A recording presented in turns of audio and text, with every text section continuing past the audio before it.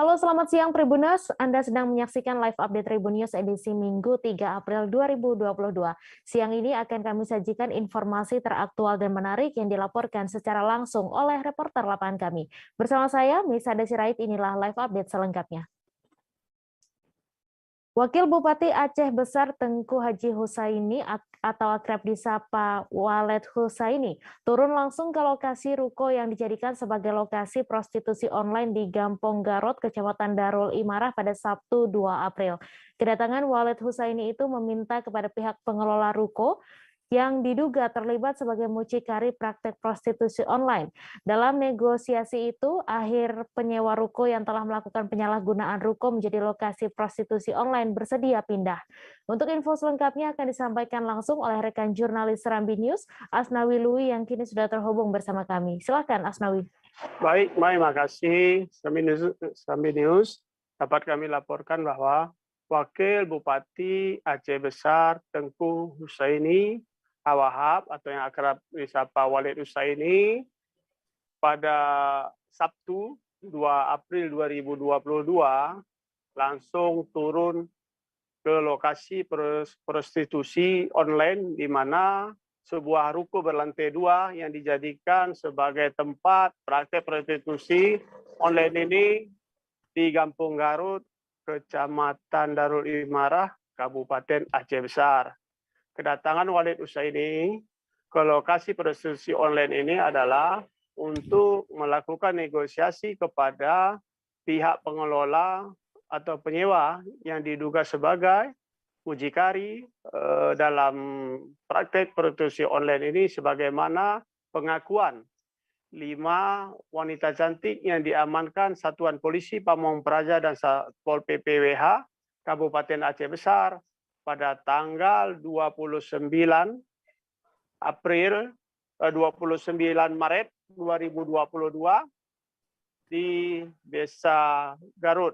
Nah, di sini dapat kita sampaikan bahwa berdasarkan hasil penyelidikan Satpol PP dari 5 yang diamankan, 3 diantaranya mengakui bahwa mereka telah melakukan hubungan prostitusi online ini dengan ditemukannya ada kondom, tisu magic, dan sperma di kasur.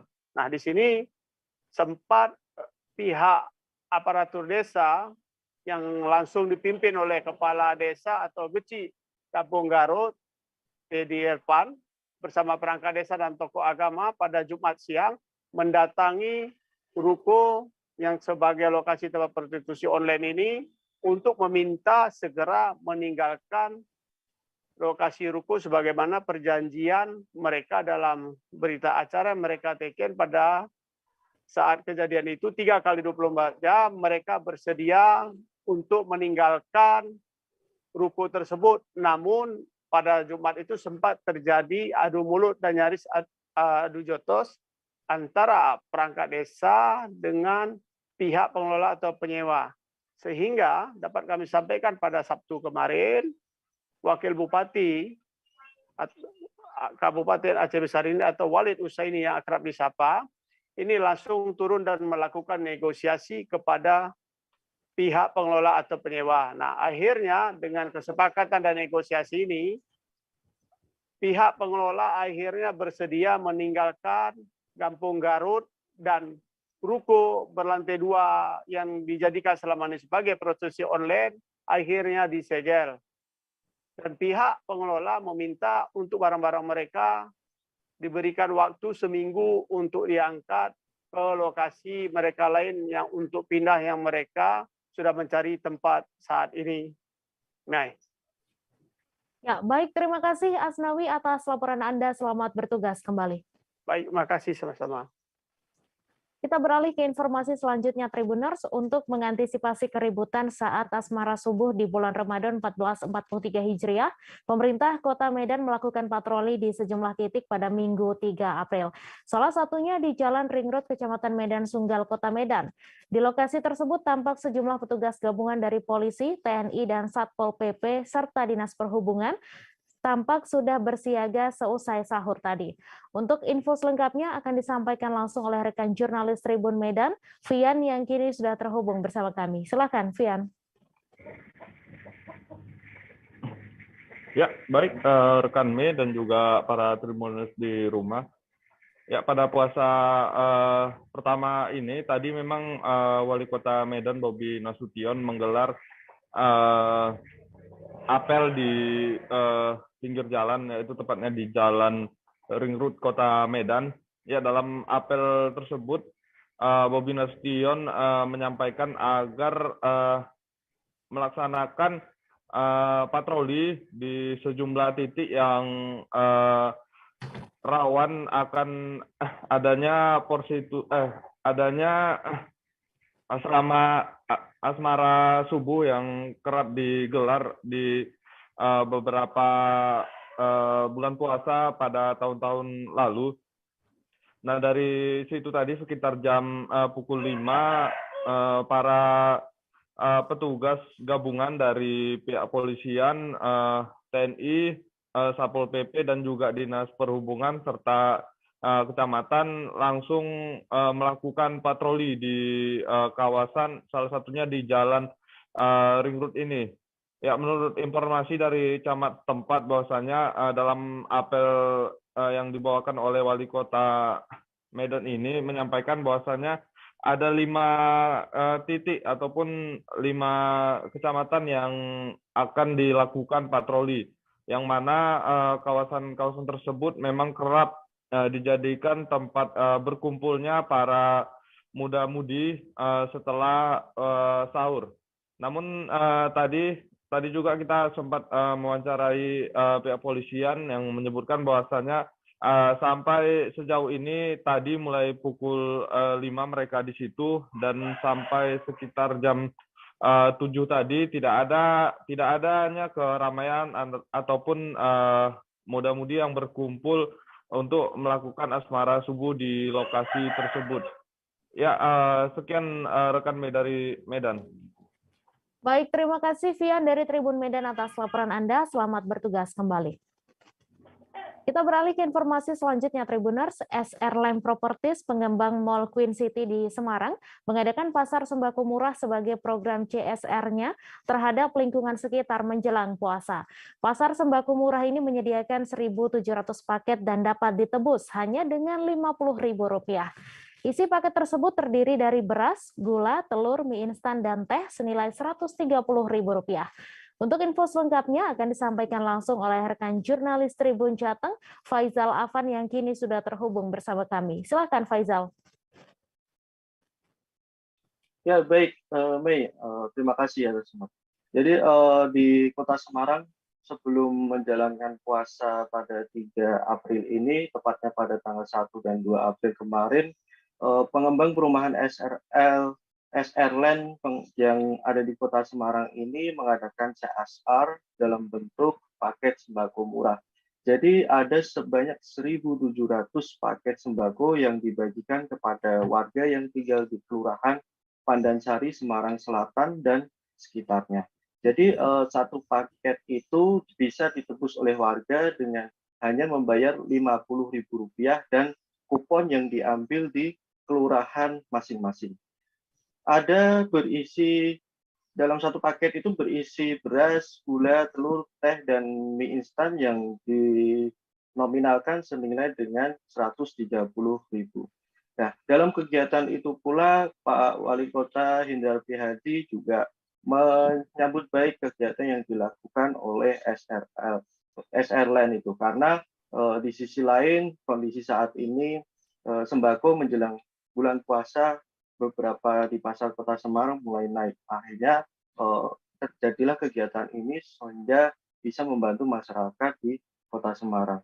Selain itu, Wali Kota Semarang juga melakukan penandatanganan prasasti pembangunan apartemen yang dilakukan oleh pengembang untuk mempercantik kawasan Kota Semarang sekaligus untuk menarik investor. Karena di sisi lain, dengan adanya pengembangan apartemen ini, investasi di Kota Semarang semakin naik dan sekaligus memperbaiki pertumbuhan ekonomi Kota Semarang pasca terjadinya pandemi.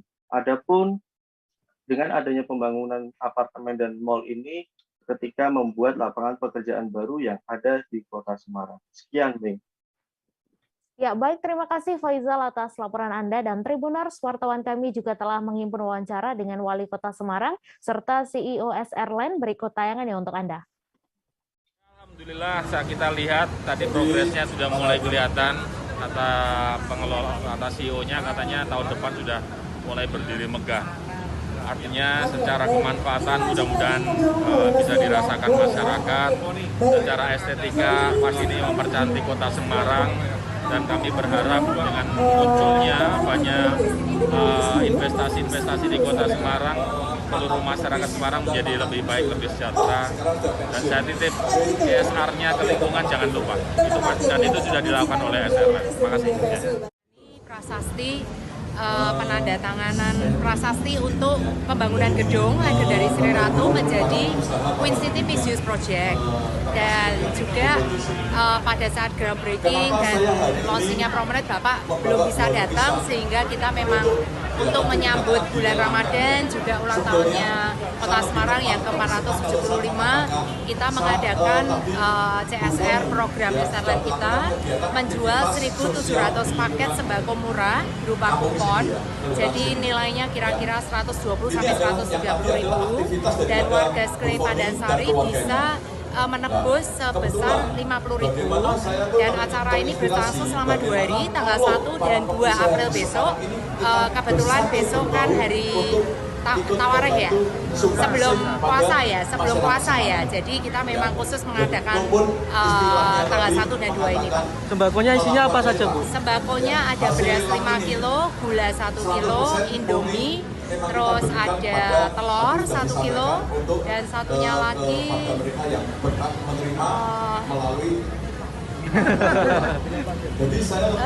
gula pasir ya, gula pasir 1 kilo ya. Iya.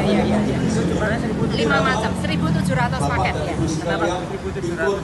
2 hari ya?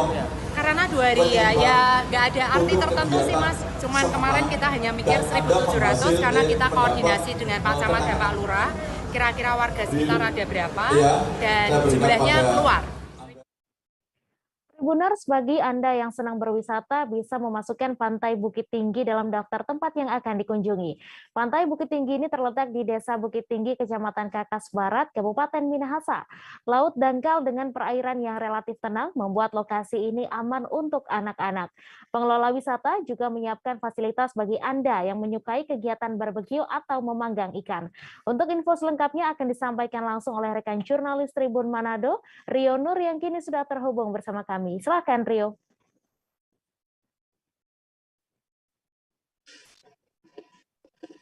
Ya, terima kasih rekan Mei. Jadi Pantai Bukit Tinggi ini terletak di Desa Bukit Tinggi, Kecamatan Kakas Barat, Kabupaten Minahasa, di mana lokasi ini berada di pesisir lingkar timur Jalan Trans Sulawesi. Lokasi ini memang cukup populer belakangan ini karena banyak bermunculan destinasi wisata, karena memang sepanjang pesisir itu daerah pantainya cukup indah dengan beragam, ada pasir putih, ada juga pasir hitam. Nah, salah satu yang memang lagi populer ini pantai Desa Bukit Tinggi, di mana daerah pantai ini cukup aman untuk anak-anak mandi karena perairannya dangkal, terus ombaknya tidak terlalu besar juga. Nah, kemudian warga setempat juga yang mengelola lokasi ini sudah menyiapkan pondok-pondok untuk pengunjung datang bersantai di tepi pantai. Nah, salah satu daya tariknya juga di sini pengelola menyiapkan peralatan untuk warga yang datang bisa barbeque, jadi bisa bakar-bakar ikan, apalagi di daerah ini juga memang banyak warganya bermata pencarian sebagai nelayan, jadi cukup banyak tersedia ikan. Jadi karena banyak ikan yang ada di Desa Bukit Tinggi ini, maka pengunjung yang datang bisa membeli ikan tersebut dengan harga yang cukup murah dan bisa langsung membakar di tepi pantai karena di situ sudah disiapkan bara api seperti tempurung, ada sabut kelapa, ada juga panggangan yang sudah disiapkan. Bahkan pengelola juga menyediakan camping ground di situ, di mana bagi pengunjung yang senang camping bisa membuka tenda di tepian pantai. Selain itu juga di sini untuk ada pondok-pondok yang disiapkan oleh warga ini bisa disewa dengan harga yang relatif terjangkau. Begitu juga dengan kalau pengunjung tidak menyiapkan makanan dan minuman, bisa membeli ke pengelola dengan harga juga yang cukup terjangkau. Untuk kopi hanya sekitar 5.000, bahkan ada jika ingin memakan pisang goreng, bisa membelinya dari pengelola dengan harga satu paket itu harga 10.000.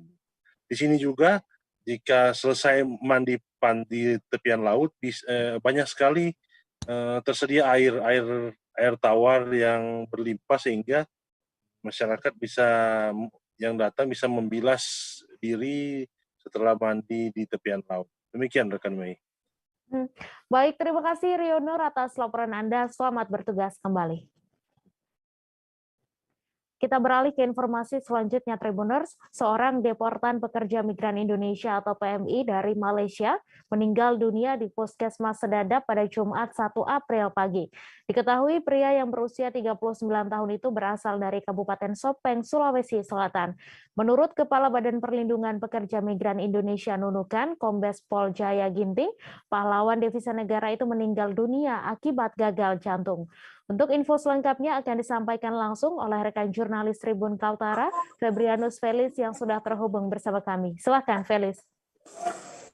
Baik, rekan Mei dan Tribuners, saat ini saya berada di Rusunawa, Nunukan, tempat penampungan sementara pekerja migran Indonesia yang belum lama ini dideportasi dari Tau Malaysia.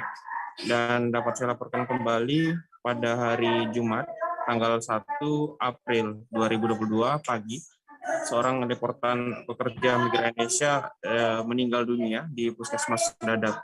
Dan diketahui pekerja migran Indonesia tersebut berjenis kelamin pria, berusia 39 tahun, dan berasal dari Sopeng, Sulawesi Selatan. Menurut keterangan dari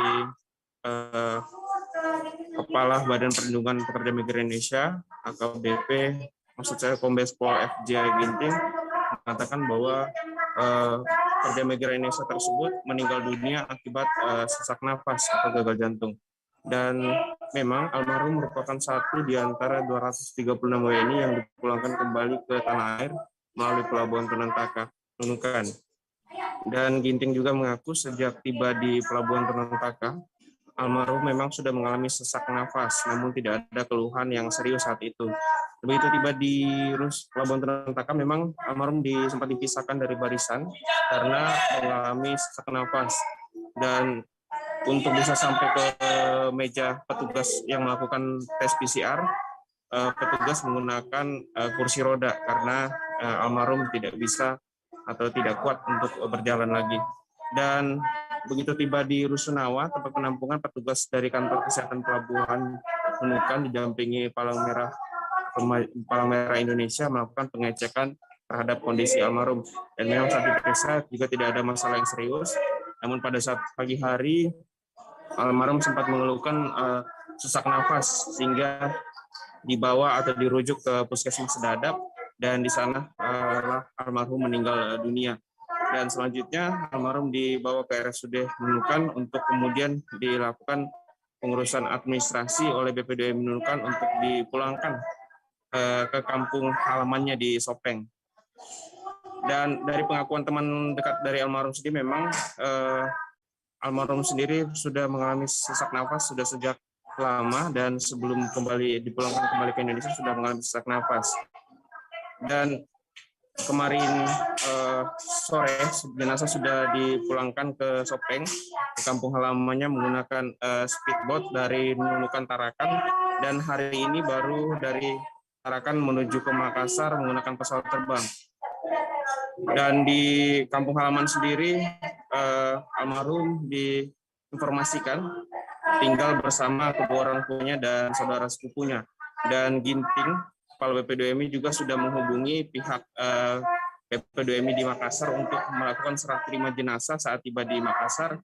Nanti dari Makassar dibawa pakai ambulans menuju Sopeng. Nanti di Sopeng jenazah akan diurus oleh pihak keluarganya.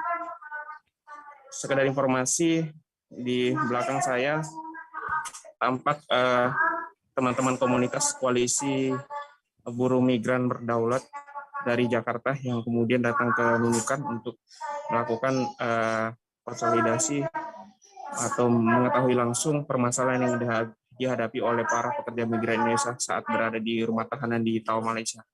Dan sementara ini berlangsung semacam diskusi melaporkan kejadian-kejadian yang mereka alami saat berada di rumah tahanan di Malaysia. Baik, demikian laporan sementara dari Felix, kembali ke Mei di studio. Baik, terima kasih Febrianus Felix atas laporan Anda, dan Tribuners wartawan kami juga telah menghimpun wawancara dengan Kepala Badan Perlindungan Pekerja Migran Indonesia Nunukan. Berikut tayangannya untuk Anda. Baik, PMI kita yang meninggal ini nama Nurkan bin Modi, kelahiran 6 September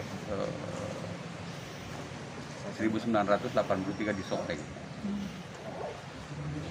Waktu kedatangan bersamaan dengan 236 TNI deportan, pada saat kedatangan memang sudah ada sedikit keluhan-keluhan almarhum. Untuk itu maka kita lakukan penerimaan dan fasilitas yang khusus buat almarhum. Setelah tibanya di Tunontaka, beliau kita lakukan untuk pendampingan dengan menggunakan kursi roda, dan pemeriksaan di Bea Cukai Imigrasi juga kita dahulukan sampai kita berikan dia waktu dan ruang istirahat di rusun. Waktu malam memang ada keluhan sedikit kaitan dengan sesak, sebagaimana ketika beliau datang dan tiba di Tunontaka, tetapi tidak terlalu mengganggu, sehingga kita melakukan kegiatan pemeriksaan secara biasa saja oleh teman-teman PMI dan Puskesmas Dadap. Namun pada pagi harinya almarhum mengalami sesak begitu ya, sehingga dilakukan pemeriksaan, dilihat daripada prognosa mungkin daripada dokter yang memeriksa, sehingga dirujuklah ke Puskesmas Dadap. Nah, dilakukan pemeriksaan kesehatan di situ, namun tidak tertolong nyawanya. Dari Animo umat Islam di Kabupaten Manokwari, Papua Barat untuk melaksanakan ibadah sholat tarawih berjamaah di Masjid Ridnaul Bahri meningkat dibandingkan sebelumnya. Pasalnya pada 2 tahun lalu pelaksanaan sholat tarawih berjamaah di masjid ini sempat ditiadakan lantaran wabah COVID-19. Di tengah animo masyarakat yang cukup tinggi, Masjid Ridnaul Bahri tetap menaati protokol kesehatan. Untuk info selengkapnya akan disampaikan langsung oleh rekan jurnalis Tribun Papua Barat, Safwan Ashari, yang kini sudah terhubung bersama kami. Silakan, Safwan. Mohon maaf, Kak. Videonya salah. Oh ya. Siap. Baik, terima kasih Mei dan juga Tribuners dimanapun Anda berada. Hari ini dapat saya kabarkan dari Kabupaten Manokwari bahwa pada malam tadi telah dilaksanakan sholat tarawih berjamaah di Masjid Ridwanul Bahri, Pasarkan, Kabupaten Manokwari. Tidak hanya pelaksanaan sholat tarawih ini dilaksanakan di Masjid Ridwanul Bahri, namun ada beberapa masjid lain juga melaksanakan sholat tarawih secara berjamaah serentak pada malam hari ini di Kabupaten Manokwari sendiri.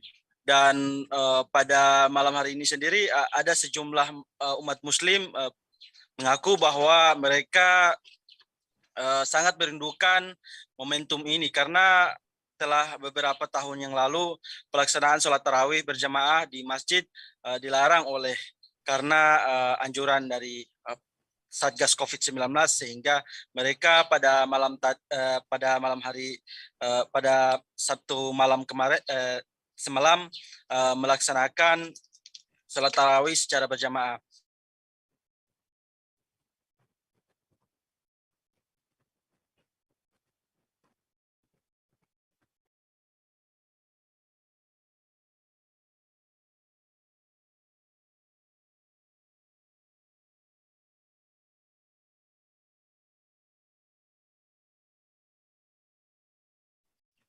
Waktu Indonesia Timur, dan jamaah yang melaksanakan sholat tarawih secara berjamaah pada Masjid Ridwanul Bahri sendiri sekitar kurang lebih 1.500 orang, dan sekian, Mei. Baik, terima kasih Sofwan atas laporan Anda, dan Tribuners, wartawan kami juga telah menghimpun wawancara dengan Ketua Pengurus Masjid Ridwanul Bahri Manokwari. Berikut tayangannya untuk Anda.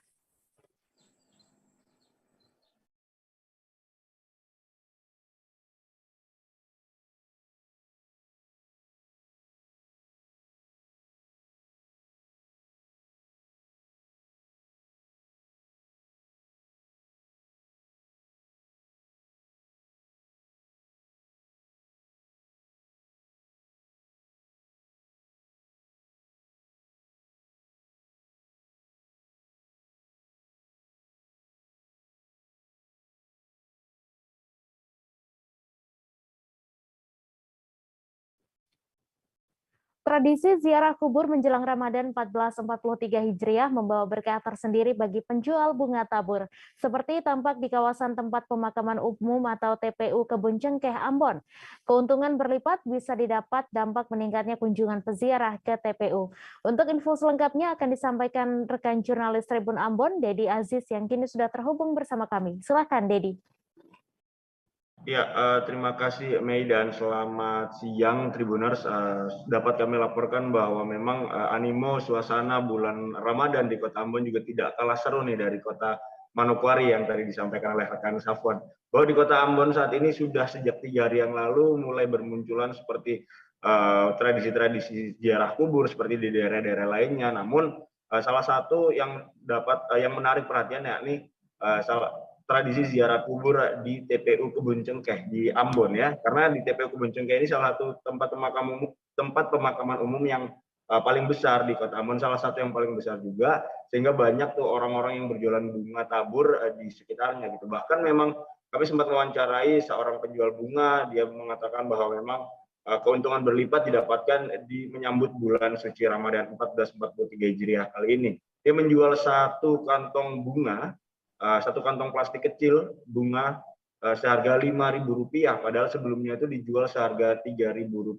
Hal itu memang dilakukan karena tingginya animo masyarakat dalam menyambut bulan suci Ramadan dengan tradisi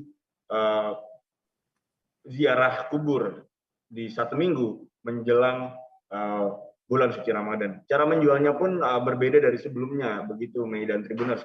Karena memang sebelumnya kalau mereka hanya berjualan di lapak-lapak milik mereka di depan TPU, kali ini mereka bahkan menjajakan dagangannya, membawa kantong plastik kecil sampai ke perempatan gitu, sampai ke daerah jalanan gitu untuk menawarkan di masing-masing pengendara begitu.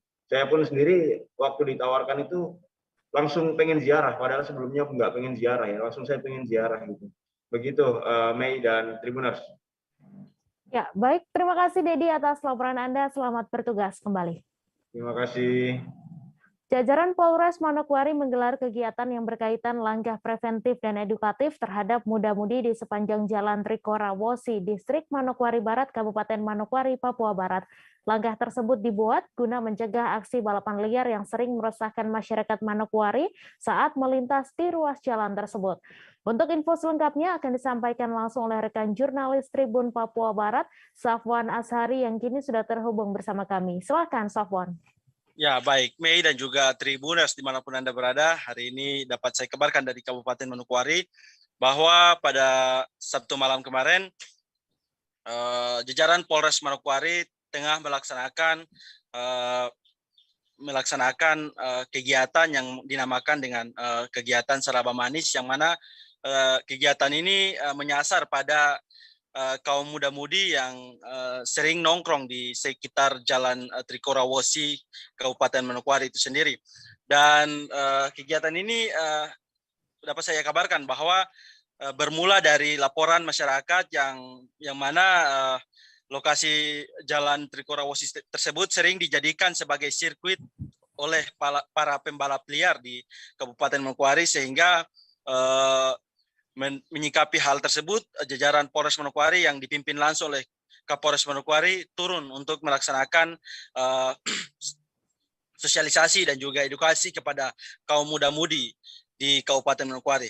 Dan pada pantauan yang kami himpun di lapangan, pada pelaksanaan tersebut ada sejumlah personil Polda Papua Barat yang ikut nongkrong dan mungkin akan melaksanakan kegiatan balapan dan juga lain-lain di sekitar Jalan Trikorawosi, ikut ditegur oleh Kapolres Manokwari itu sendiri. Dan dapat saya kabarkan bahwa setelah ditegur, mereka juga diajak untuk meminum seraba sembari berdiskusi terkait dengan terkait dengan keselamatan dan juga sosialisasi terkait sosialisasi dan juga edukasi kepada mereka, begitu. Mei. Baik, terima kasih Safwan atas laporan Anda, dan Tribuners wartawan kami juga telah menghimpun wawancara dengan Kapolres Manokwari. Berikut tayangannya untuk Anda.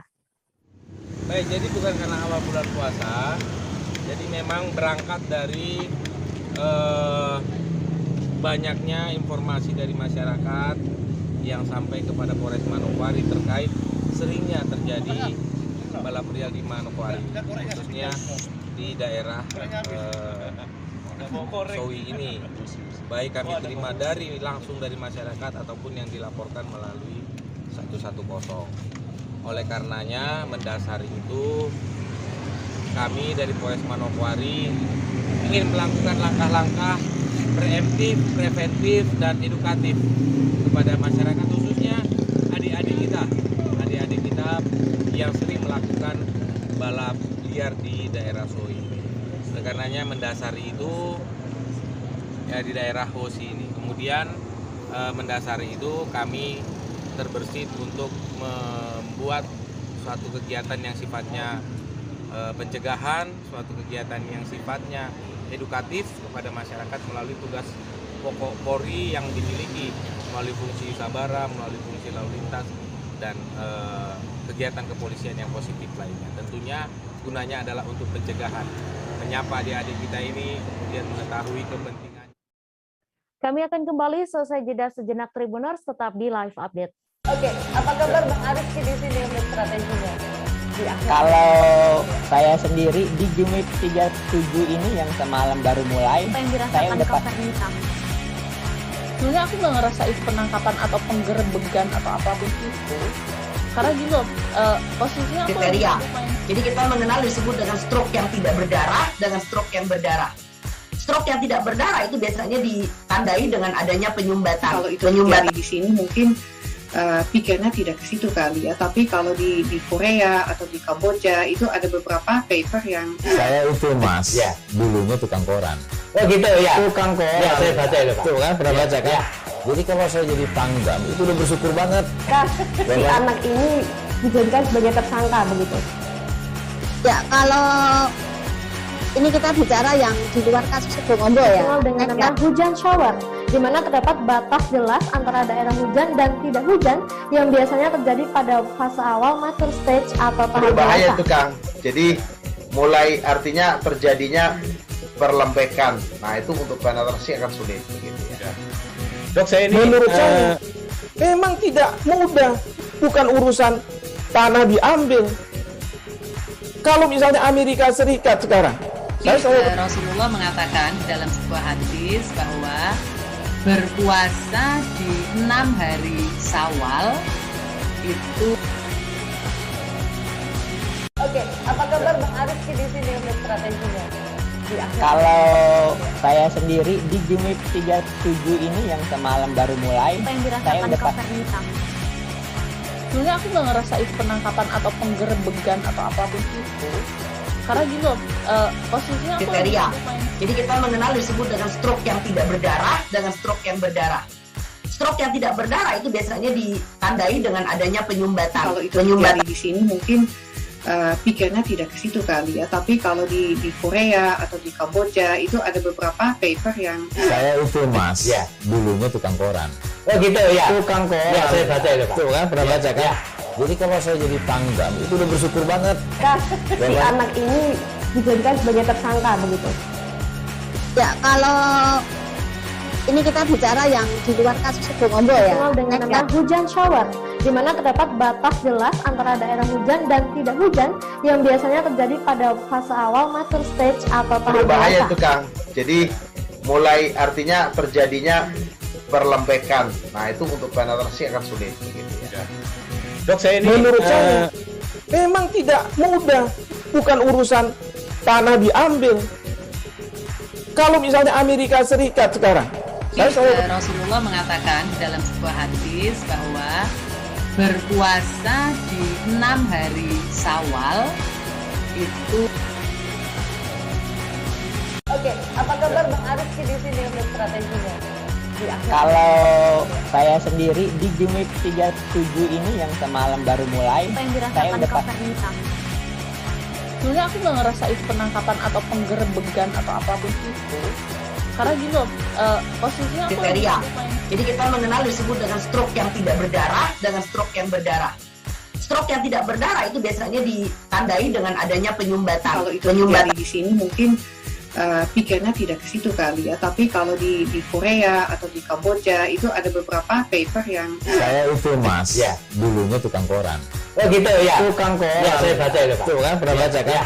Jadi kalau saya jadi pangdam itu udah bersyukur banget. Si anak ini dijadikan sebagai tersangka begitu.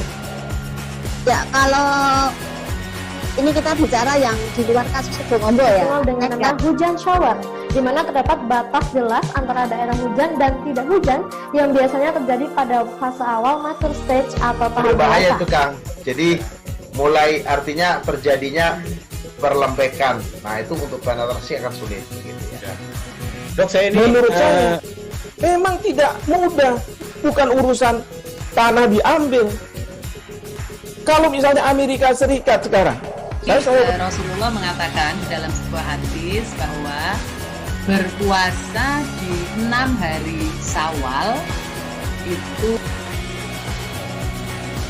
Oke, apa kabar Bang Arif di sini untuk strateginya?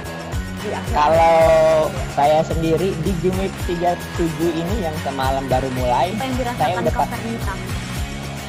sebenarnya aku nggak ngerasa itu penangkapan atau penggerebegan atau apapun itu. Karena gini loh, posisinya aku kriteria. Jadi kita mengenal disebut dengan stroke yang tidak berdarah dengan stroke yang berdarah. Stroke yang tidak berdarah itu biasanya ditandai dengan adanya penyumbatan. Kalau itu terjadi di sini mungkin Terima kasih Anda masih menyaksikan live update. Pelaku pencurian kembali melakukan aksi di Indekos di Jalan Perintis Waidadi Baru, Sukarame, Bandar Lampung. Pelaku yang diperkirakan berjumlah 2 orang ini beraksi saat penghuni Indekos tidur. Tak tanggung-tanggung, kedatangan pelaku pada Rabu 30 Maret sekira pukul 3:30 waktu Indonesia Barat berhasil menggondol 2 unit sepeda motor. Untuk info selengkapnya akan disampaikan langsung oleh rekan jurnalis Tribun Lampung, Joviter Husin yang sudah terhubung bersama kami. Silakan Joviter. Baik, Mei, dapat saya sampaikan berdasarkan dari keterangan korban, kejadian pada hari Rabu dini hari tersebut sekitar pukul 3 menjelang subuh. Saat itu korban dan penghuni indekos lainnya sedang tidur sehingga tak menyadari kedatangan para pelaku. Adapun korban baru mengetahui motor tersebut hilang pagi hari saat hendak memulai aktivitas.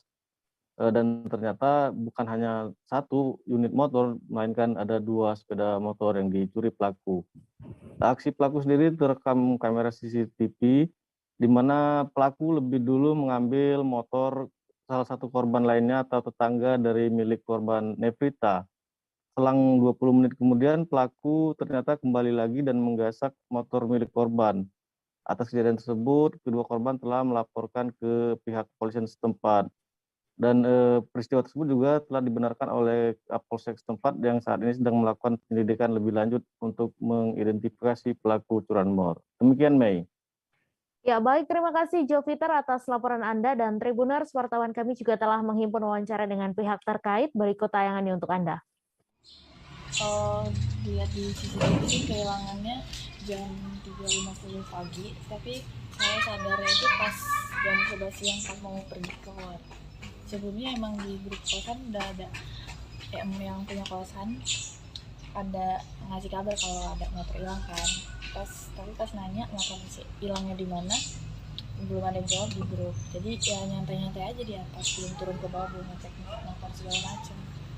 Kadarnya itu jam 11 siang pas mau keluar. Itu hari apa? Hari Rabu.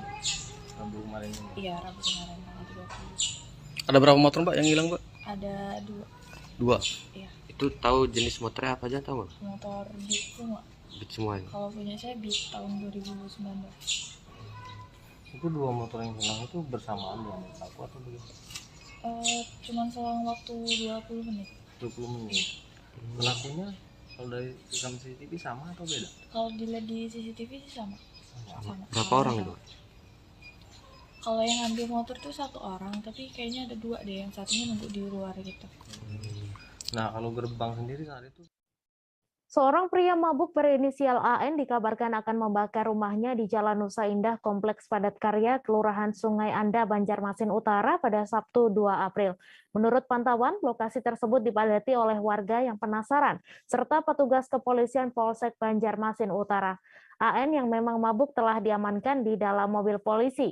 Kejadian yang menghebohkan warga sekitar ini juga ternyata sempat beredar di media sosial. Untuk info selengkapnya akan disampaikan langsung oleh rekan jurnalis Banjarmasin Post, Nur Masrida, yang kini sudah terhubung bersama kami. Silakan, Rida. Iya, rekan Mei yang ada di studio. Terima kasih atas kesempatannya. Baik, pada Sabtu tanggal 2 April 2022 kemarin dapat dilaporkan bahwa seorang pria mabuk di Jalan Padat Karya Kompleks Nusa Indah RT 53 Kelurahan Sungai Andai Banjarmasin membuat onar lantaran dirinya berniat ingin membakar rumah yang dia tempati bersama sang ibu. Jadi aksi pria yang berinisial AN berusia 24 tahun ini sempat digagalkan oleh warga sekitar lantaran sang ibu yang berhasil meminta tolong kepada tetangga sekitar. Jadi pada saat saya berhasil memantau ke lokasi kejadian, nampak pihak kepolisian sudah berdatangan ke tempat kejadian tersebut juga mengamankan AN serta barang bukti yakni 1 buah kompor minyak yang diduga sudah dia nyalakan sebelumnya. Jadi berdasarkan keterangan dari Babin Kamtibmas Kelurahan Sungai Andai, Aibda Andri S, kronologi saat itu bermula pada pagi sekitar pukul 10, di mana ibunda AN ini pulang dari pasar. Ketika dia ingin masuk ke rumah, rupanya AN sudah mengunci pintu dari dalam rumah dan berteriak dari dalam, mengatakan kepada sang ibu bahwa dia ingin membakar baju-baju miliknya, juga baju milik ibunya di dalam rumah tersebut. Diketahui ibunya sendiri memang tahu kalau anaknya sudah mabuk sejak Jumat malam, sehingga pada saat itu ibunya meminta pertolongan kepada warga sekitar. Dan pada saat itu warga juga berhasil membuat AN menghentikan aksinya. Nah, setelah pihak kepolisian juga datang ke TKP untuk mengamankan AN ini, sempat terjadi perdebatan yang cukup alot antara pihak kepolisian dan juga warga sekitar. Lantaran AN ini diketahui adalah pemuda yang memang suka membuat onar di lingkungan tersebut karena dia sering mabuk-mabukan, sehingga warga meminta untuk AN ini supaya dipenjarakan oleh polisi begitu. Jadi di kesempatan yang sama sang ibu juga yang ada di TKP nampak tidak berdaya menghadapi desakan dari warga sekitar yang meminta anaknya supaya dipenjarakan begitu. Nah, sebagai informasi bahwa AN sendiri sebelumnya pernah juga melempari kaca rumah warga sekitar saat dia mabuk. Bahkan salah satu tetangga yang tinggal di samping rumah AN ini memilih untuk pindah dari lokasi tersebut lantaran tidak tahan dengan kelakuan AN sebelumnya. Demikian yang dapat saya sampaikan. Baik, terima kasih Rida atas laporan Anda, dan Tribuners, wartawan kami juga telah menghimpun wawancara dengan Babin Kamtibmas Kelurahan Sungai Andai. Berikut tayangannya untuk Anda. Kita ada menerima laporan dari warga masyarakat di Sungai Andai, khususnya di Komplek Nusa Indah RT 23, bahwa akan ada terjadinya pembakaran rumah oleh orang yang berpenghuni di tempat tersebut. Mendapatkan laporan tersebut, lalu Babin Kamtibmas mendatangi TKP. Pada saat itu PSK-nya sudah diamankan sama warga. Nah, itu menurut keterangan dari tetangga-tetangga di samping, itu memang orang itu mabuk, sudah mabuk mulai malam tadi mengganggu tetangga-tetangga yang ada di samping ini. Nah, tadi Bupati Oku Timur Lanosin Hamzah mendapatkan penghargaan dari Lembaga Prestasi Indonesia Dunia sebagai inspirator pembagian dan penanaman cabai terbanyak dalam rangka pemberdayaan ekonomi pertanian rakyat. Penghargaan tersebut diberikan langsung oleh perwakilan Leprit bertepatan setelah Bupati Enos membagikan sebanyak 250.000 bibit cabai kepada keluarga penerima manfaat atau KPM di Balai Desa Karangmanik, Kecamatan Belitang 2, Kabupaten Oku Timur. Untuk informasi selengkapnya akan disampaikan langsung oleh rekan jurnalis Tribun Sumsel, Edo Pramadi, yang kini sudah terhubung bersama kami. Silakan, Edo. Baik, rekan Mei, dapat saya laporkan bahwa dalam kegiatan tersebut Bupati Oku Timur mendapatkan penghargaan dari Leprit yang diserahkan langsung oleh General Manajernya di Desa Karangmanik, Kecamatan Belitang 2, Kabupaten Oku Timur. Nah, dalam penyerahan bantuan itu, maksud kami penyerahan penghargaan itu juga, Bupati sebelumnya sudah menyerahkan sebanyak 250.000 bibit cabai kepada masyarakat, dan setelah itu Bupati juga langsung melakukan pengukuhan asosiasi petani cabai di Kabupaten Oku Timur. Nah, selanjutnya Bupati juga menjelaskan bahwa penanaman 250.000 bibit cabai itu ataupun pembagian bibit cabai itu juga akan nantinya dikawal terus oleh pihak pemerintah Kabupaten Oku Timur, yakni dengan memanfaatkan PKH dan penyuluh yang ada. Nah, selanjutnya dalam kegiatan tersebut juga ada perwakilan dari Ketua Cabang Bank Indonesia Provinsi Sumsel dan juga dihadiri oleh Kepala Bank Sumsel Babel Cabang Martapura Oku Timur. Dan di situ juga diserahkan berbagai alat pertanian kepada masyarakat. Demikian rekan Mei.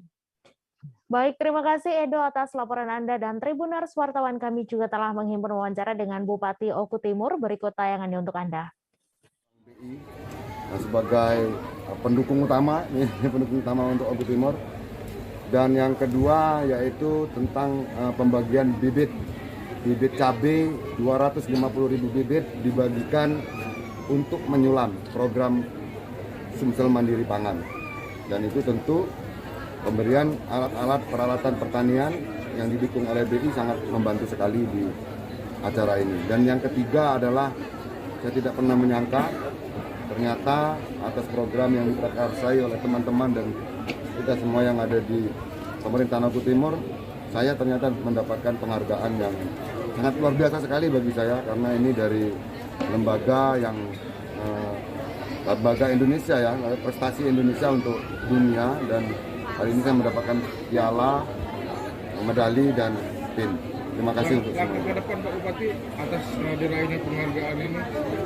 Dalam perayaan penghargaan ini tentu ini menjadi sebagai tolak ukur saya agar saya ini lebih mampu lagi, lebih giat lagi lebih semangat lagi agar dapat mensejahterakan masyarakat yang ada di Kabupaten Oku Timur. Satu lagi Pak Bupati, ini kan penanaman 250.000 cabai Pak Bupati. Nah, bagaimana pengawalan kita agar cabai ini panennya maksimal Pak Bupati? PKH, di situ ada PKH, ada perhitani dari penyuluhnya yang membagikan, nanti ada PKH yang membagikan, itu yang di sebelah kanan yang berwarna merah hati, dan yang di atas tadi yaitu kita menggunakan perhitani sebagai penyuluhnya. Dan tadi sudah dilantik Asosiasi Petani Cabai Kabupaten Oku Timur. Maju lebih mulia.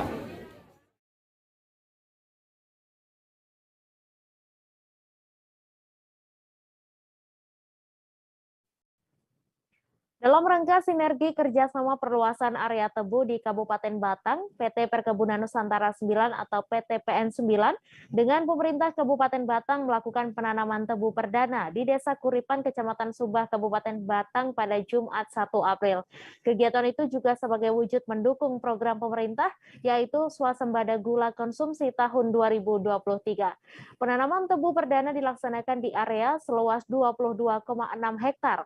Untuk info selengkapnya akan disampaikan langsung oleh rekan jurnalis Tribun Jateng, Dina Indriani, yang kini sudah terhubung bersama kami. Silakan, Dina.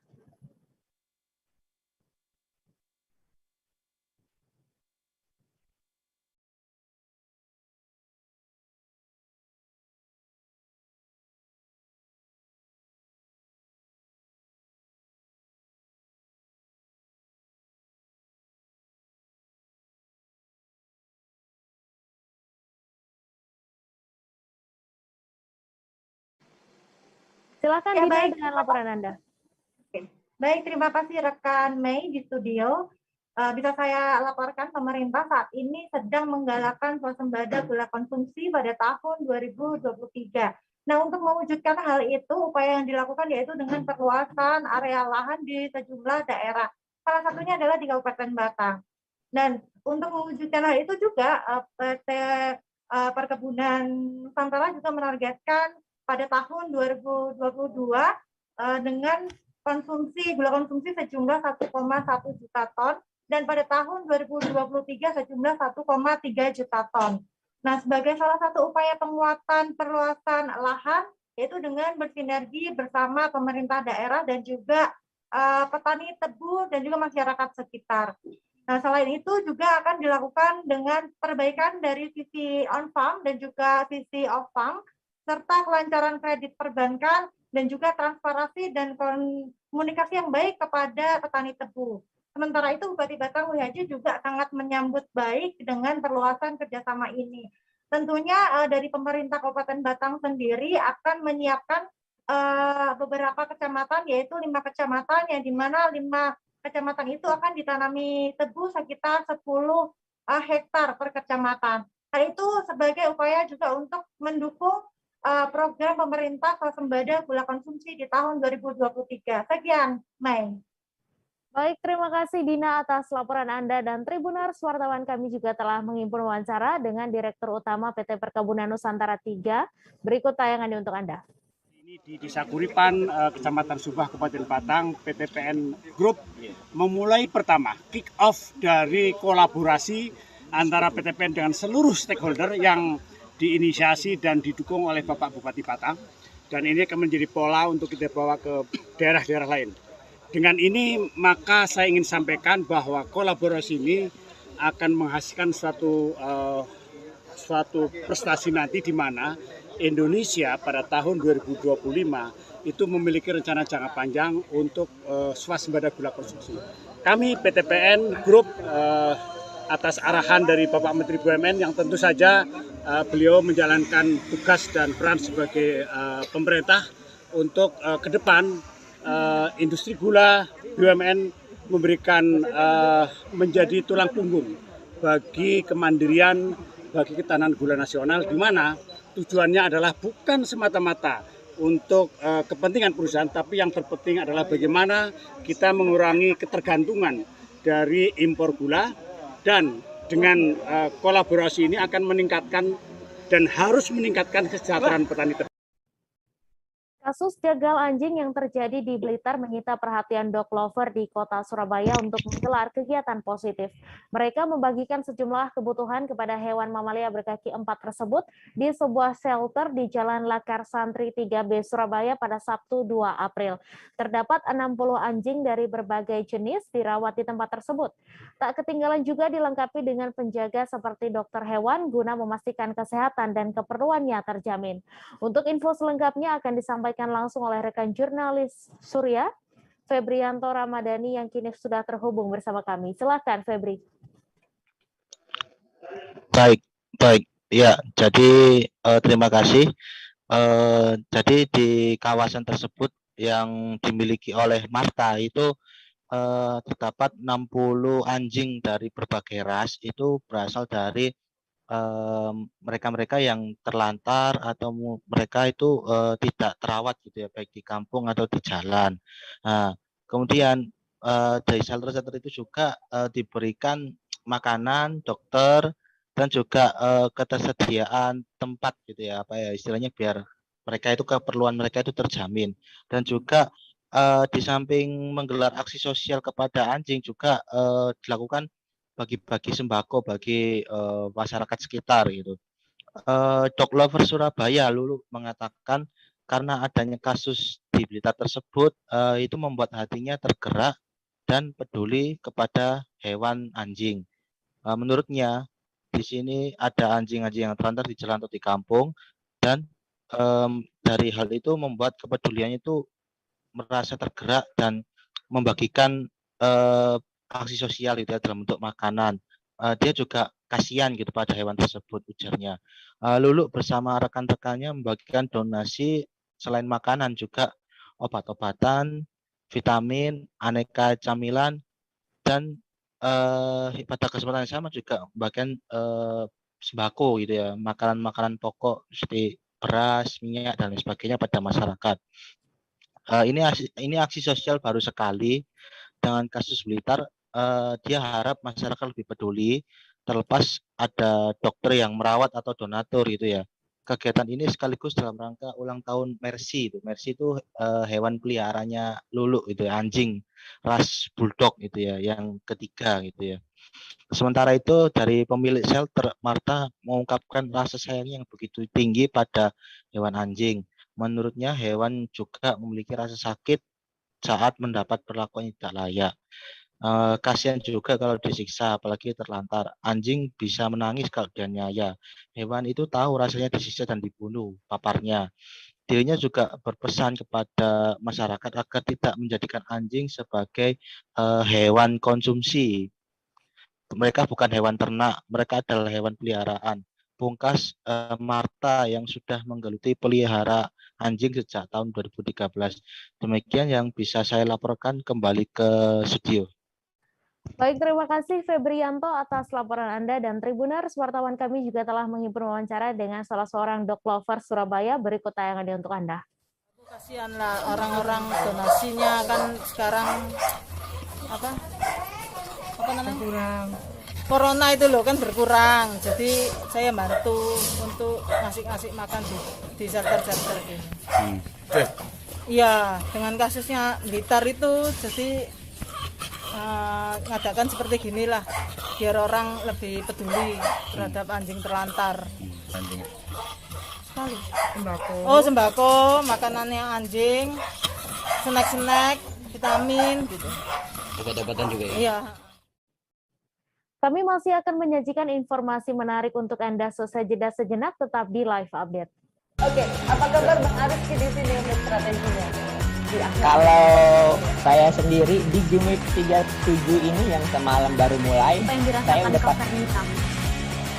Sebenarnya aku nggak ngerasa itu penangkapan atau penggerbegan atau apapun itu. Karena gini loh, posisinya aku kriteria. Jadi kita mengenal disebut dengan stroke yang tidak berdarah dengan stroke yang berdarah. Stroke yang tidak berdarah itu biasanya ditandai dengan adanya penyumbatan. Kalau itu terjadi di sini mungkin pikirnya tidak ke situ kali ya, tapi kalau di Korea atau di Kamboja itu ada beberapa paper yang saya itu mas ya, dulunya tukang koran. Oh gitu ya, tukang koran ya, saya baca itu Pak. Tuh kan pernah baca kan ya. Jadi kalau saya jadi pangdam itu udah bersyukur banget si anak ini dijadikan sebagai tersangka begitu? Ya, kalau ini kita bicara yang di luar kasus Sibolombo ya. Dikenal dengan nama hujan shower, di mana terdapat batas jelas antara daerah hujan dan tidak hujan yang biasanya terjadi pada fase awal mature stage atau tahap berbahaya itu Kang. Jadi mulai artinya terjadinya perlembekan. Nah itu untuk penetrasi akan sulit gitu ya. Dok, saya ini menurut saya memang tidak mudah, bukan urusan tanah diambil. Kalau misalnya Amerika Serikat sekarang, Rasulullah mengatakan dalam sebuah hadis bahwa berpuasa di 6 hari Syawal itu. Oke, apa kabar Bang Ariski di sini untuk strateginya? Kalau saya sendiri di Jumit 37 ini yang semalam baru mulai, saya udah pas. Sebenarnya aku nggak ngerasa itu penangkapan atau penggerebegan atau apa. Terima kasih Anda masih menyaksikan live update. Taman Migas Tuntelani yang berada di Tanjung Pinang, Provinsi Kepulauan Riau menjadi pusat kunjungan warga saat akhir pekan. Taman ini baru saja diresmikan pada Januari 2022 lalu oleh Gubernur Provinsi Kepulauan Riau Ansar Ahmad. Keberadaan taman ini juga merupakan salah satu upaya untuk menunjang indeks kebahagiaan di Kepulauan Riau. Untuk info selengkapnya akan disampaikan langsung oleh rekan jurnalis Tribun Batam, Rahmatika yang kini sudah terhubung bersama kami. Silakan Rahma. Baik, terima kasih Mei, dapat dilaporkan langsung bahwa Taman Migas Tuntelani ini baru saja resmi berdiri di Kota Tanjung Pinang pada Januari 2002 lalu. Saat ini, tepatnya pada akhir pekan, pengunjung ramai mengunjungi Taman Migas Tuntelani. Taman Migas Tuntelani ini berada di sekitar Pulau Dompak, di mana untuk akses menuju ke Taman Migas Tuntelani ini, masyarakat akan melewati jembatan Dompak yang hanya ada satu di Kota Tanjung Pinang. Nah, Taman Migas Tuntelani ini diketahui merupakan satu-satunya taman yang memiliki fasilitas bermain anak-anak yang lengkap, karena memang Taman Migas Tuntelani ini baru saja resmi berdiri, sehingga banyak sekali pengunjung yang membawa anak-anaknya untuk menikmati akhir pekan di Taman Migas Tuntelani. Diketahui sendiri bahwa Taman Migas Tuntelani ini merupakan taman yang diupayakan oleh pemerintah Kota Tanjung Pinang sebagai taman untuk menunjang peningkatan indeks kebahagiaan di Provinsi Kepulauan Riau, di mana indeks kebahagiaan di Provinsi Kepulauan Riau sendiri menempati posisi ke-6, yang mana menempati posisi ke-6 indeks kebahagiaan yang menjadi pertama di tingkat nasional. Nah, untuk masuk ke Taman Migas Tuntelani di Kota Tanjung Pinang ini sendiri tidak ada biaya masuk. Pengunjung cukup membayar parkir saja di Taman Migas Tuntelani ini. Kemudian bagi pengunjung yang ingin berkunjung ke Taman Migas Tuntelani ini, di sini juga disediakan jajanan atau pedagang yang berjualan di sekitar Taman Migas Tuntelani. Kemudian Taman Migas Tuntelani ini akan ramai pada sore hari menjelang ke malam hari untuk pengunjung yang ke Taman Migas Tuntelani ini.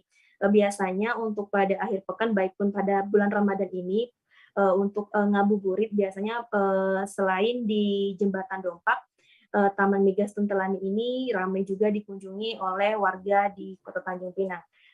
Sekian laporan dari saya. Baik, terima kasih Rahmatika atas laporan Anda. Selamat bertugas kembali. Kita beralih ke informasi selanjutnya, Tribuners. Tidak semua pihak menikmati transformasi angkutan umum di Jakarta. Misalnya pedagang Blok M Mall yang menjadi korban dari perubahan drastis transformasi angkutan umum di Jakarta. Pasalnya, kini Blok M Mall yang berada di bawah terminal Blok M Kebayoran Baru, Jakarta Selatan tampak sepi. Dari ratusan toko yang berjejer, hanya sekira 10 troli toko yang terbuka. Untuk info selengkapnya akan disampaikan langsung oleh rekan jurnalis Warta Kota, Desi Selviani yang kini sudah terhubung bersama kami. Silakan Desi. Ya, baik.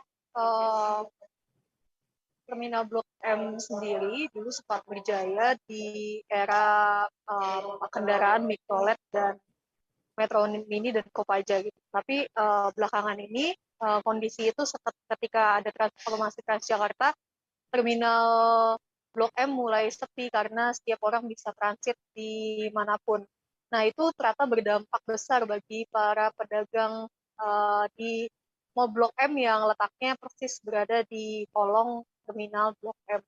Saat ini pedagang sendiri mengaku kesulitan mendapatkan pelanggan, pembeli untuk menjual barang dagangan mereka. Misalnya saja salah satunya toko tas yang diusahakan oleh Alfian itu sudah mulai sepi sejak hampir 5 tahun terakhir, apalagi ditambah dengan kondisi pandemi COVID-19, kemudian juga jual beli online. Meskipun saat ini mall terhubung dengan stasiun MRT, namun itu tidak berdampak signifikan terhadap penjualan.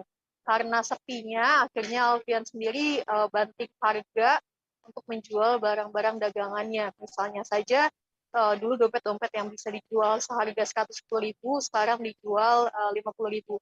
Koper-koper juga dijual dengan harga 180 hingga 200.000 untuk mengejar target pembeli online. Namun karena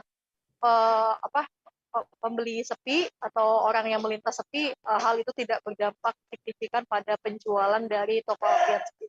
Seperti itu, Mei. Baik, terima kasih Desi atas laporan Anda, dan Tribuners, wartawan kami juga telah menghimpun wawancara dengan salah seorang pedagang. Berikut tayangannya untuk Anda. Itulah. Pengaruh apa aja tuh, Pak? Pengaruh ya semenjak COVID ini. COVID ya, Pak ya? Berarti udah 2 tahun ini. Kalau di Blok M Mall ini paling-paling kalau yang bagian di dalam sini paling 10 toko. Di sisa 10 toko dari selain pandemi ya banyak ya. Pertama ya semenjak kalau buat pedagang sih semenjak online gitu kan. Informasi tadi sekaligus menutup perjumpaan kita dalam live update hari ini. Tribuners, lantaran masih di tengah pandemi, kami kembali mengingatkan untuk selalu menerapkan protokol kesehatan dimanapun Anda berada. Saya Misa Desirarit beserta kru yang bertugas pamit. Terima kasih dan sampai jumpa. Jangan lupa like, subscribe, dan share ya.